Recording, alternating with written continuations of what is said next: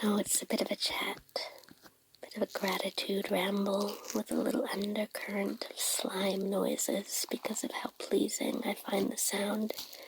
Crispy crunches, clicks, lately have been the form of tingle inducement I'm finding personally effective, so I feel I would be remiss if I didn't share it with you. And you are, I have to say, the reason for the season. The inspiration behind this recording as I do my level best to come back to center in myself as the earth crackles in its autumnal glory. Now is the season of foxes and ravens, messengers often telling the tale of the death of a thing that no longer needs be. Honestly, I am so grateful for you. You quiet, shimmering mass of 200 souls, or souls and bots, or bots speckled with a few true and bona fide, kind souls. We're here to see and hear how the magic comes to be, vid by vid. You made this mean something with your viewership that it could not have meant otherwise. So thank you. For howsoever long this number is as it is, I'm glad of it. Somewhere, as I careened upon the Atlantic Ocean, I noted that lovely round number of subscribers, and I wanted to note it even in that very moment, but the internet absolutely would not allow for it, and truly my hazy, fog-bound brain made it impossible. I was in a snow globe, so to speak, a liminal space that might have been anywhere, constant motion and with no fixed location, surrounded with every encouragement to relax, to feed on the endless harvest. For those of us here, my gentle souls, little doubt that giving up our clenched fists is a stress all on its own. But the length of time to be away from what seems so radically central to who I am, the opportunity to stride meaningfully over the almost shockingly green shores of Ireland, a place I have loved with a sincere affection since I knew I had any small relationship to its people in my blood, made it a bit more possible. The rocking motion, the gentle and perpetual rolling sense of being in flux, actually was quite comfortable, even though we were facing down Tropical Storm Agnes, or gale force winds. It was a strange little egg that could defend us from any figurative iceberg as we roamed around the coast. So, as you might imagine, I felt a little fearless on the other side of the world, a bit detached from the sincerities of my anxieties, and I was able to listen to the messages I heard from the ravens on the wind, foxes loping over the cut turf, on the cobbled streets and standing stones, people centered exactly who they were and as they ought to be. For now this message reaches you as we are looking into the darker half of the year, to the mirror, the shadow that emerges after months of bright, blazing light. This is Samhain, taking us from the action of summer and preparing us to transition into a period of darkness and self-reflection. ship I was on, the star, seemed a worthy metaphor for this pilgrimage through the mists, from the red to the black to the white. The raven's caw against starvation, mind and body and spirit.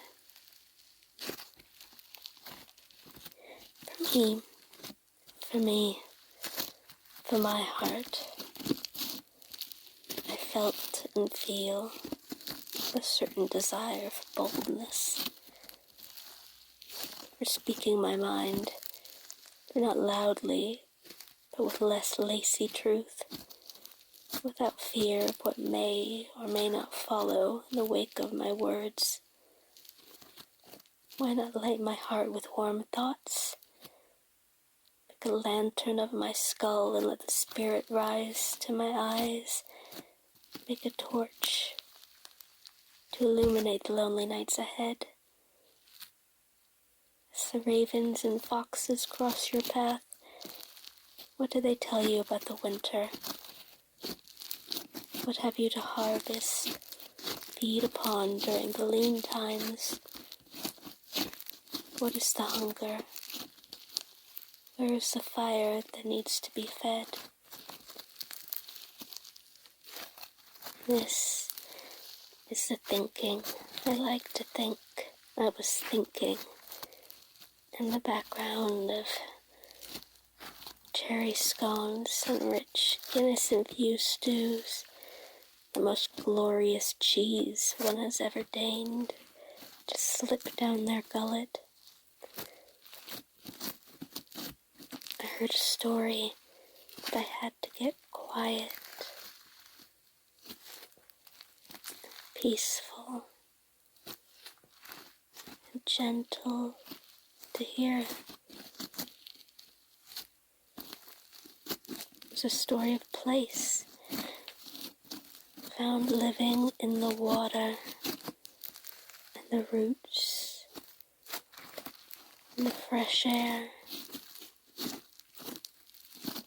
And in hearing it, the story transforms from one of animals, one of nature, one of wilderness, to a story about people, about us, about me.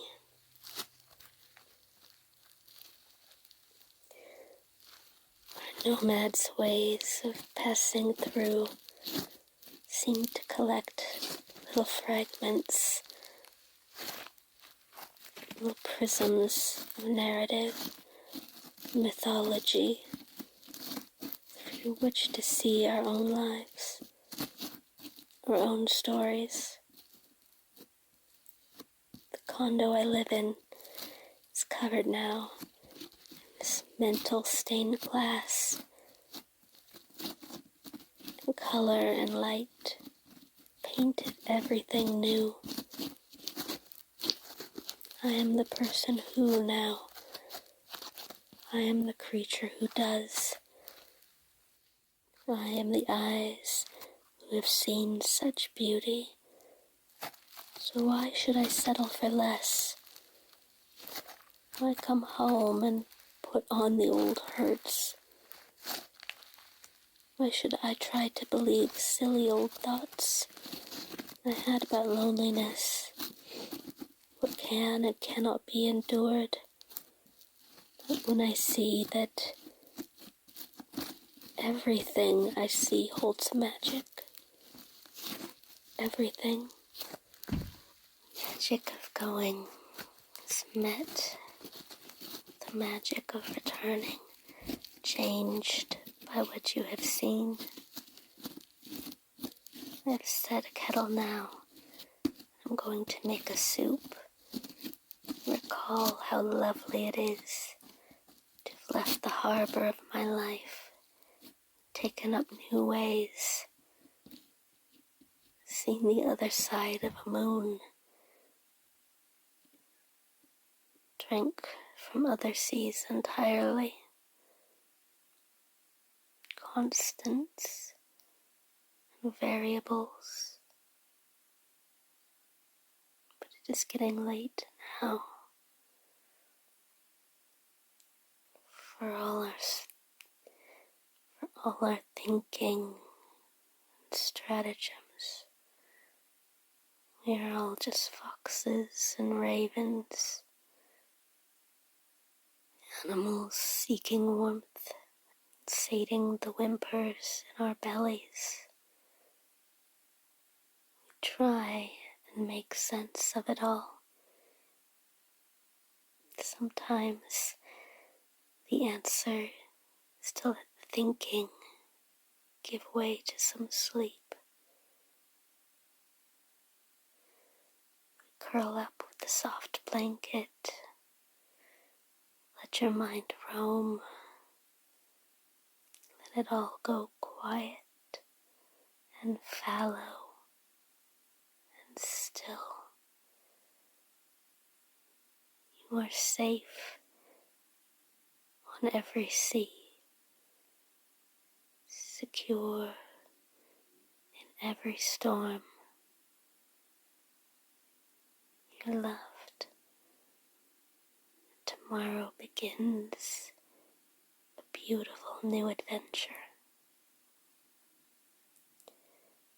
Thank you for listening. This has been, and shall be, a story whispered.